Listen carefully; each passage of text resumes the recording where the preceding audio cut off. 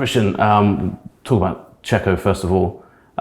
Just explain to me a bit how this decision came to be. I know that there's been a lot of desire for the partnership to work and to go into next season. At what point did you decide that it was the time to move on from Checo going into 2025? Well, basically, it's been a culmination of things. I mean, Checo started the season so strongly. 4 podiums out of 5 races. It felt like he'd taken off where he'd left off last year. But then, really, for Monte Carlo, that race onwards, it's been a very tough year for him, and we've tried everything with him and supporting him, and basically he's come to his own conclusion that I think that now is the right time to step away from Formula One, to take a bit of time out. He's been a massively popular member of our team. He's decided that now is the right time for him to step away from being a Formula One driver. And just on a personal level, with all of that, how difficult has it been to, I know that there's, you've wanted it to happen, but ultimately you've had to make that call as a team. It must have been really tough to actually get to that. Well, of course it's tough. I mean, Checo's been a very popular member of our team. He's won 5 Grand Prix. He finished second in last year's Drivers' World Championship. He's been, the best teammate and the best pairing, the most successful pairing that we've had in our time as Red Bull Racing. So we've given it every opportunity, and I think he knows that, he's felt that. Yeah, and just a brief one on him.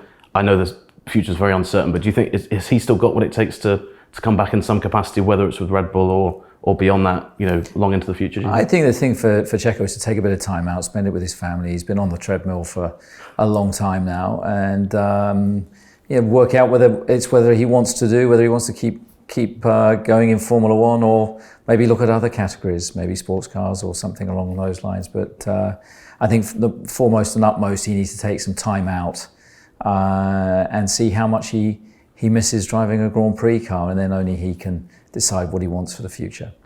Speaking of the future, we've got Liam stepping in. 11 races under his belt, a remarkable promotion.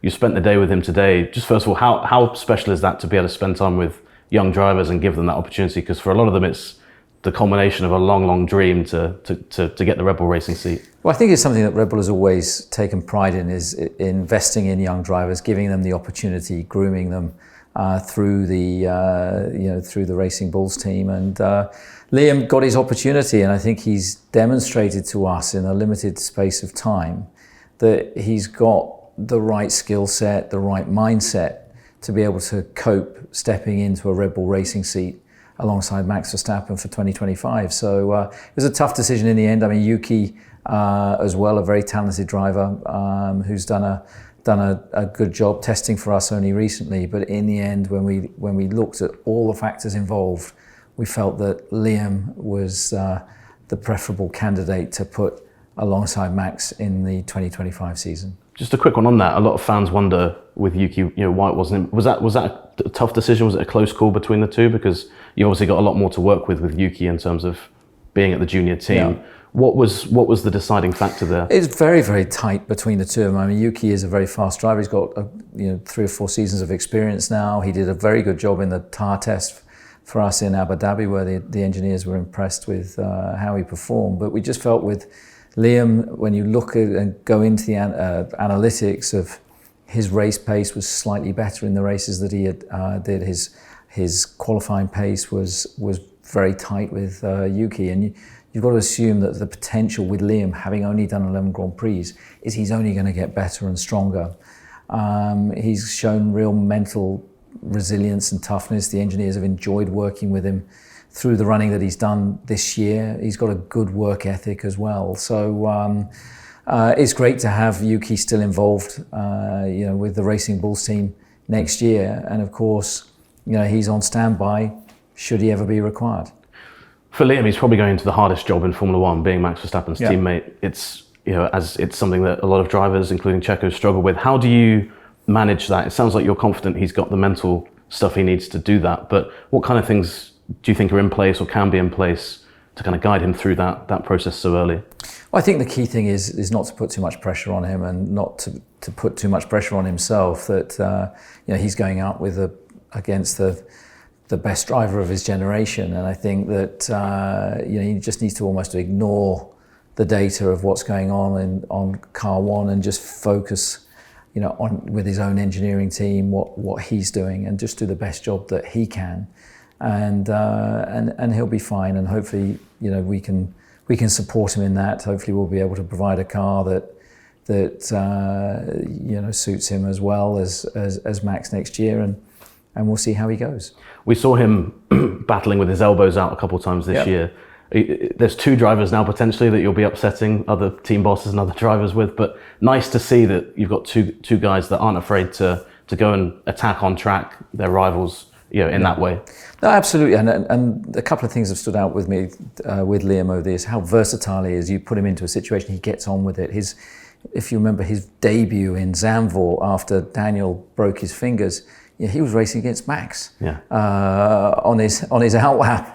Nervy one for you at the time. And he's got that kind of gritty racer mentality. He did a year in the DTM where he adjusted to driving a Ferrari GT car incredibly quickly alongside Alex Albon and generally had the upper hand.